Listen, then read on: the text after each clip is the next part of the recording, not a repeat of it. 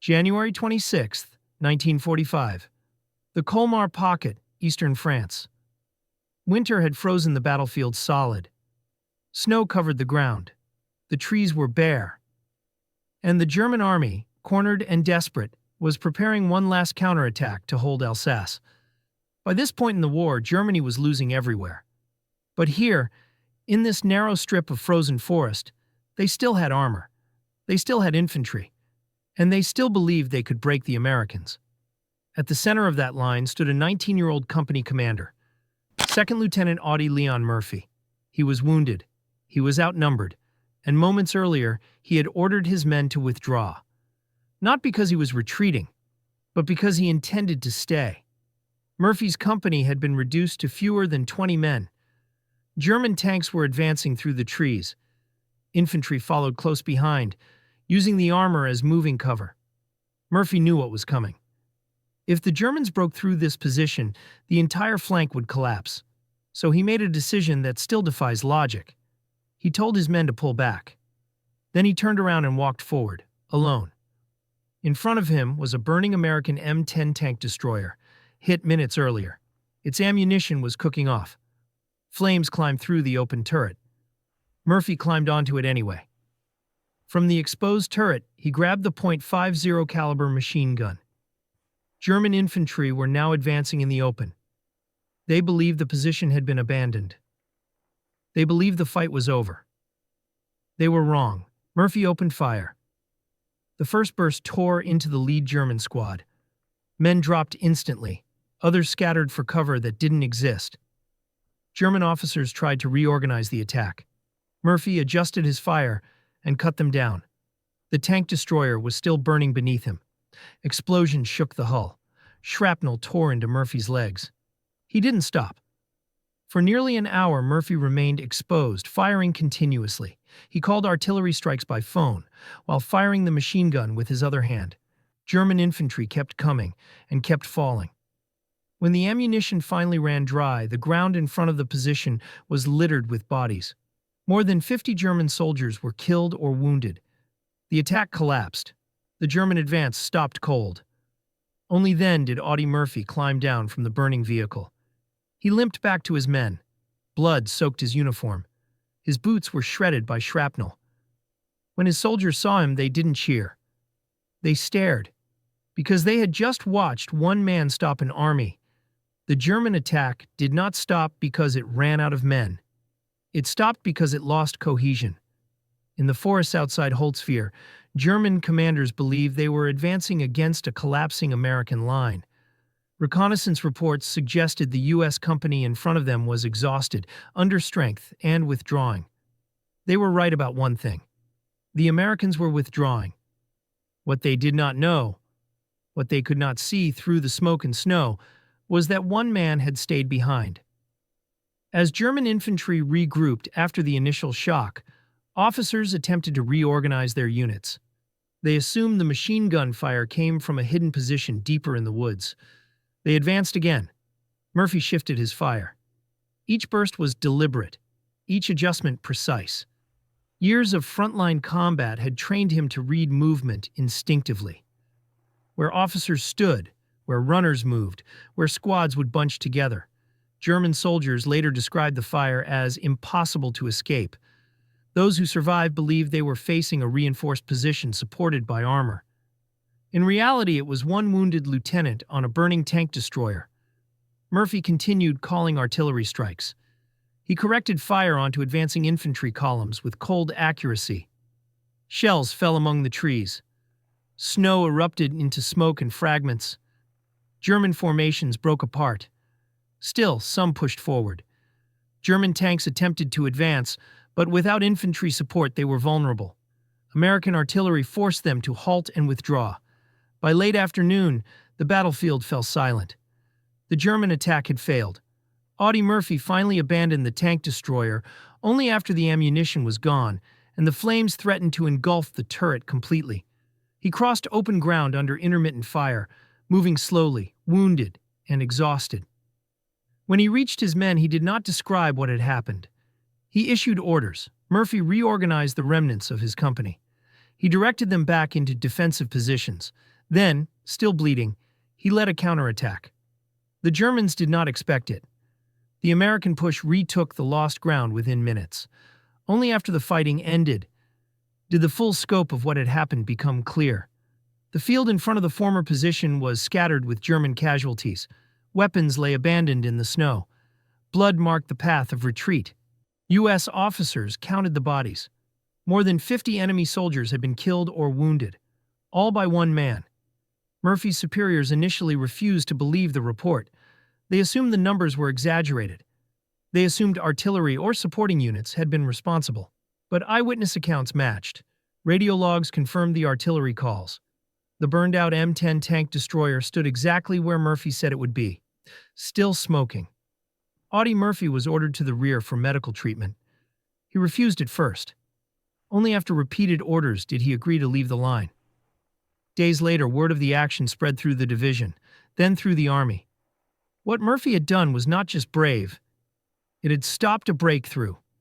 The Colmar Pocket would be eliminated weeks later.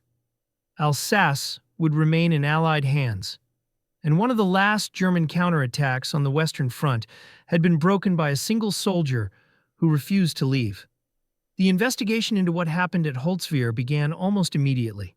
U.S. Army protocol required confirmation for any extraordinary claim, and what had been reported was extraordinary.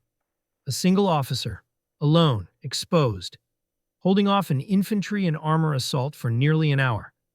Commanders from the 3rd Infantry Division visited the site themselves. They examined the burned-out M10 tank destroyer. They traced the fields of fire. They counted shell craters and spent ammunition. Everything aligned. Artillery logs confirmed continuous fire missions called in by Audie Murphy during the engagement. Radio operators verified that the calls had come from a forward position that should have been overrun within minutes. German prisoners, taken later in the Colmar Pocket, provided further confirmation. They described advancing against what they believed was a heavily fortified American position. They believed multiple machine guns were firing. They believed American armor was still active. They were stunned to learn it had been one man, one wounded officer. German unit reports later captured by Allied intelligence noted unexpected heavy resistance and loss of momentum due to concentrated fire from a fixed position. There was no mention of a platoon, only confusion. As the evidence accumulated, the scope of Murphy's action became undeniable. Audie Murphy was summoned for debriefing. He described the fight without embellishment. He did not claim heroism. He did not exaggerate numbers. He simply stated that he stayed because someone had to. When asked why he climbed onto the burning vehicle, Murphy answered plainly, "It had the gun." The recommendation for the Medal of Honor moved rapidly up the chain of command. Even among veteran officers, men who had fought from North Africa to Italy to France, there was disbelief. Not at whether Murphy had done it, but at how. Audie Murphy was 19 years old. He stood barely 5'5". He weighed little more than 100 pounds. Yet here was documented proof that he had halted an enemy attack that should have wiped out his company. On June 2, 1945, Audie Murphy received the Medal of Honor from Lieutenant General Alexander Patch. The citation detailed every element of the action: the burning tank destroyer, the exposed machine gun position, the artillery calls, the wounded officer who refused evacuation. But the medal did not capture what followed. Murphy returned home as the most decorated American soldier of the war. The public saw a hero. Hollywood saw a symbol. But the man himself carried something else. Nightmares, insomnia, flashbacks. The frozen field outside Holzwehr never left him. Murphy struggled in peacetime. He slept with a loaded pistol. He was haunted by the men he had killed, and the ones he couldn't save. The moment that defined his legend also marked him forever. Yet within the army, his action became a case study, not of recklessness, but of battlefield judgment. Murphy had not charged blindly. He had chosen the only position that allowed overlapping fire. He had used artillery to compensate for lack of manpower. He had exploited the enemy's assumptions. He had understood that morale collapses faster than numbers. German commanders had believed the Americans were finished, and in that belief, they exposed themselves. 60 seconds of hesitation. 60 seconds of miscalculation. That was all it took. The stand at Holtzwihr was not an isolated moment of bravery. It was a turning point inside a much larger fight. The Colmar Pocket existed because the German army refused to abandon Alsace. Hitler had declared the region sacred German soil. It was to be held at all costs. For weeks, German forces launched repeated counterattacks, trying to disrupt Allied lines and buy time for an orderly withdrawal across the Rhine. Audie Murphy's position sat directly on one of those critical axes of advance. If the German attack had broken through that frozen field, it would have rolled into exposed American rear areas. Artillery units would have been overrun, supply routes severed, entire regiments forced to pull back. Murphy didn't just stop an infantry assault. He froze the German timetable. German records were covered after the battle show. The attack was meant to create a localized breakthrough, followed by exploitation with reserves. When the assault collapsed, those reserves were never committed. Commanders assumed the Americans were stronger than they truly were. That hesitation spread. By the time German leadership realized the truth, the opportunity was gone. Within weeks, Allied forces crushed the Colmar Pocket entirely. German units retreated east of the Rhine. Alsace was secured permanently. Historians would later note that Murphy's stand exemplified a broader shift in the war. By early 1945, the German army was still capable of tactical violence, but no longer operational recovery. One failed assault no longer led to adaptation. It led to collapse. Morale was brittle, leadership fractured, confidence gone, and a single unexpected point of resistance could shatter an entire plan.